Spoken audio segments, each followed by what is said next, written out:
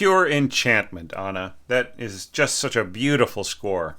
And I really appreciate that you took the time to have like wonderfully effective sounds in your entry, and that the and everything was so well thought out. So I'm going to give you even more resources, more things to think about as you orchestrate your further pieces and move forward with your orchestration. Okay, so the first thing is, in a situation like this where you have double and triple and quadruple instruments on the same staff, it's very important to tell the conductor and the copyist how many of each are playing at any given time, right? So in this case, like perhaps first flute, first oboe, first clarinet, first bassoon, and then when the horn comes in, first horn, and that way you have like a woodwind quintet, right? And then here, where you have two players playing, you wouldn't mark it divisi, you wouldn't need to mark anything, right? Because we would just know. But you do have to say which horn player this is. So maybe first horn, you just have one period, right? Or maybe the Roman numeral 1, if you are going for a more older style of engraving. And then when you come back here, then you have to, once again, tell us which player this is. And same thing here. Trombone is entering, so if this is the first trombone, and then it's going to end up there, you don't use divisi. Only use divisi for strings, or if you are doing band scoring, where you have multiple, say multiple clarinets or multiple brass instruments or so on the same staff, then you would mark divisi. Okay, but that's for another lesson, another resource. Just don't use divisi in this sense, right? Because it's obvious that two people are playing, and that's the only people who are indicated. However, you're saying 3 trombone, right? So it would be better to have 2 trombones and then the third trombone to be on a separate staff as bass trombone. The way that you have it scored here, we would need to know that this is the first trombone player, and then you just want to do 1 period and then 2 period underneath, and then that would tell the conductor and the copyist and the score reader which individual parts were going where. This is a little strange right in here, this tie being so weird, being so dipped down so far. So yeah. And then here, not necessary to have these tied like this. It would be better just to have a dotted whole note tied across, right? You don't need to divide up the bar like that in this sort of situation. So there's the whole question of the whether or not to drop the slurring of the piano part onto the winds. And now here I'm going to say, I think that you thought about it very judiciously. You decided to use some of it and then to break it up in other places. So you were thinking about that, and so with that in mind, I am not going to really critique you on that. I think that your approach is working fine. But I want you to think about, as I pointed this out to everybody else, I want you to think about the importance of emphasis on the downbeat, right? Do you really want, da,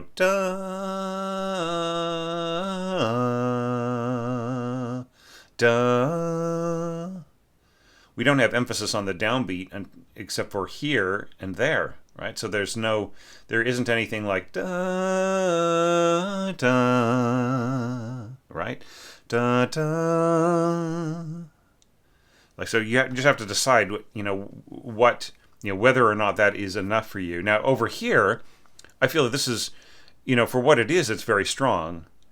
The way that you have these overlapping phrases, each one overlapping the other and so on. So that's very strong, except you have to think about what do you do about repeated notes, right? So here you left out the slur, and that's actually very strong. Maybe that was an error, but if it was an error, it was actually a good error because, da da da da. It's like, so you're you're slurring over notes that are repeated. So what does that mean, right? So how do you mean that for this to be very legato because it's no longer one breath if the player has got to interrupt the breath with by tonguing the note separately, right? Or do you mean for them this to be like a kind of an emphasis of a pulse, almost like a portato? So they're kind of using the same breath, but sort of giving it a little extra push with their stomach, right? Which you would mark with tenuto marks to show portato. So slurred tenuto equals portato. So you have to think about all these things, like in assigning the breaths to the player, okay, and to be more exact about it. Now, the way that you have scored it, I think that it will balance beautifully. And then right in here, you get into doubling of the lower two voices in the winds on the horns. And I feel that at this point, it wouldn't hurt for you to drop the dynamic just under, right? So, because the way that you got it now, the horns will dominate these lower voices. You can hear a little bit of that in the mock-up, but not enough to really show you what's going on there. So I think it would, if you went down to pianissimo here and then had a fade out at the end, then I think that the horn color would bring something to this texture without dominating it, without taking it over, right? Then right in here, the horn enters again, and the question is, where are we going with this dynamic? Are we going all the way up to a mezzo forte? Are we just going to mezzo piano? Do you want a little bit of a flex of the nuance here? I think that whatever happens, the heavy brass need to be softer than the winds right in here, because they will, once again, they will dominate what is going on here. So especially sending your first trumpet up there, like in B flat, like your B flat trumpet up to an F. This will have a fairly bright sound, even at mezzo piano, diminuendo to piano. That still will have a tendency to swallow what's going on here in the oboe if it is not marked down a little bit, right? And don't think that you can get away with just going A2 oboes to balance with the trumpet, because that's not the way that will work. It would be better just to bring the trumpet down, right, and have your brass a little softer there. And I think that everything would balance a lot more realistically. But having said that, it's just beautifully scored. That it makes total sense. And about the only thing I would say to think about is, you're working with a fairly limited group of instruments here, and you are progressing the texture by bringing in the horns, and then bringing in the brass. So those elements in and of themselves are enough to address my concern in general of all of these orchestrations, whether or not the texture has any kind of an emotional progression. And you can also do that with dynamics. See, like, you notice that your dynamics are all pretty much limited to piano, right? So you have piano, crescendo, piano, crescendo, piano, crescendo, right? So you could easily be building up the dynamic level till finally you had maybe attained like mezzo forte or even a forte, and then come back down to piano. And that way, the color of the instruments change as you push them bigger, louder and louder. They sort of start to gain in a different emotional quality. And that helps to have more of an emotional arc, more of an emotional journey across the page, as opposed to just keeping them at the same general level throughout, right? Okay, so now the next page. This, once again, I just felt was, this was just so enchanting, so beautiful. I actually liked this right in here, where you're holding on to the bassoon note and the clarinet plays off of it. The continued held F sharp just helps to really break up the predictability of, the potential predictability of these patterns in sort of pacing under the music so much. And I felt the subtle approach was really nice, just a pizzicato note. And like here, you went ahead and gave us a downbeat at the bottom rather than delaying an eighth rest to have this make more sense with the originally scored piano left hand. So that's cool with me. Boom da da da da da da. I think that works great. And then alternating between the octaves. That's also a great way of keeping it from becoming predictable.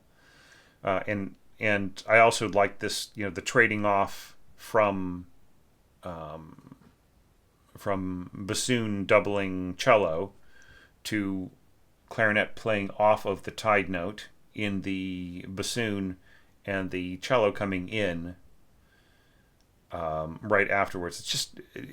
I felt that this was a wonderful way of breaking up the predictability, and then of course like right here unified, and then back to the same trading off, and then more unified. It's just very, very nice. Once again, you have to tell us who is who. Is this the first bassoon, second bassoon, and so on.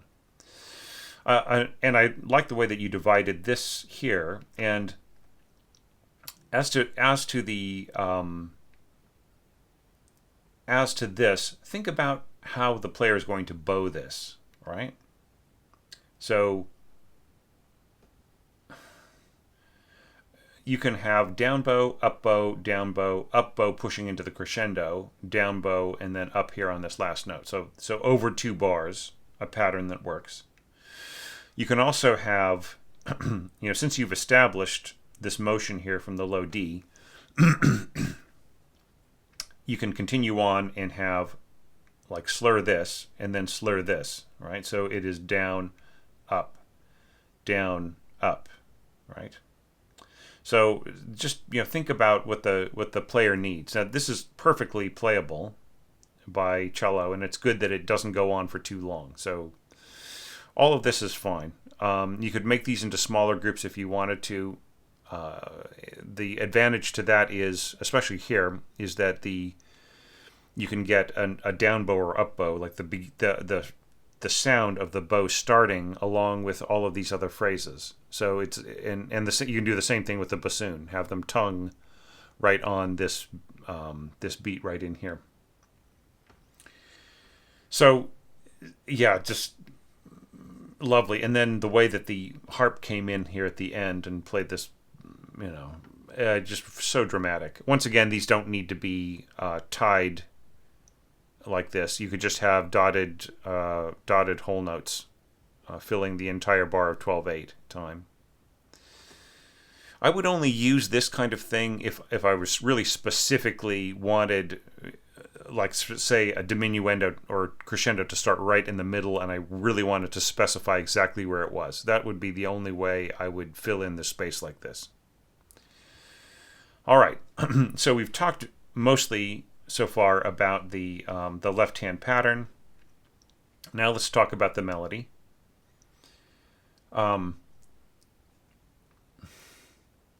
So we've got the octaves, divisi octaves in the violin. So this is the place to use divisi, right?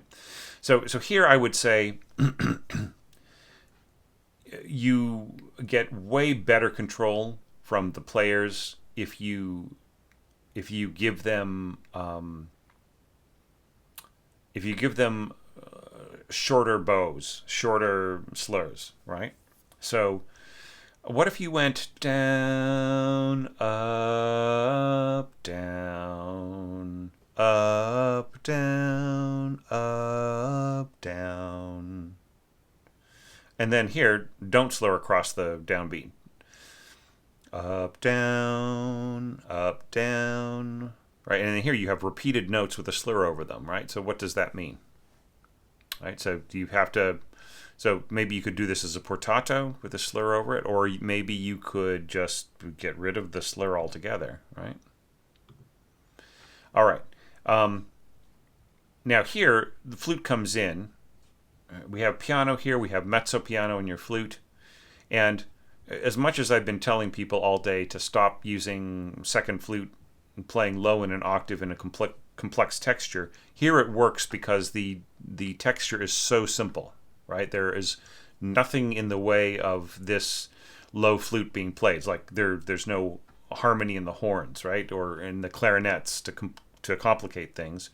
It really is just the only thing that's going on anywhere else is just the bassoons doubling the cellos here. So the second flute has got a chance to be heard, right? So this would be a textbook way of bringing that in. And of course, if you want that octave sound from the flutes, it just has that kind of beautifully open, resonant kind of a hollow sound, then that's what you get, right? And then, of course, it increases in intensity.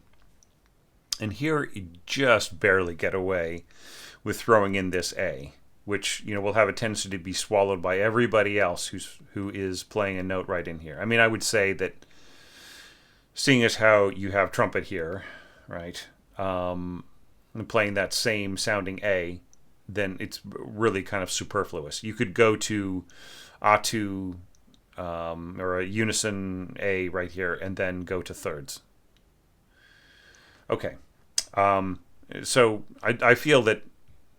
So other than this one note, I think that the flutes work well. I think that keeping them, having them enter at just 1 degree louder than the violins, I think that works well. And I think that you could even bring in more nuance. See how you're bringing in nuances to the left hand interpretation. Let's see these. If you're going to do a crescendo here, you need to do a crescendo there, right? And then you can do like a diminuendo there. I think that's proper. Okay, but I think that just within the phrases themselves, don't you want a little bit more warmth right in the middle here?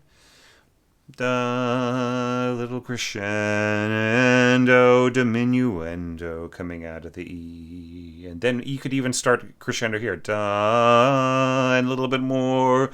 Da, and back off. Right? You could even have a pattern like this.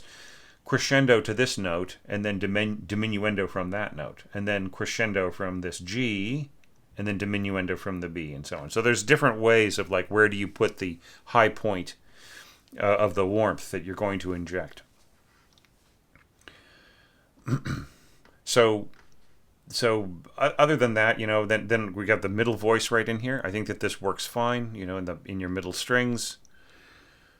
And this is nice. And then you bring in, you're basically just finishing everything up here, right? And so I think that this works fine. I think that everybody playing softly, and with the way that you have these notes scored, this will balance okay. But it really isn't enough of an orchestration in here for me to take apart, in enormous detail. But I would just say one thing, that like the only harmony that we're really seeing here in the winds is really essentially one voice per instrument, except for like octaves and thirds here in the flutes. You have this, this very, very much of a wind quintet kind of approach here. And, the horns and the trombones are the ones getting more harmony within the staff, right?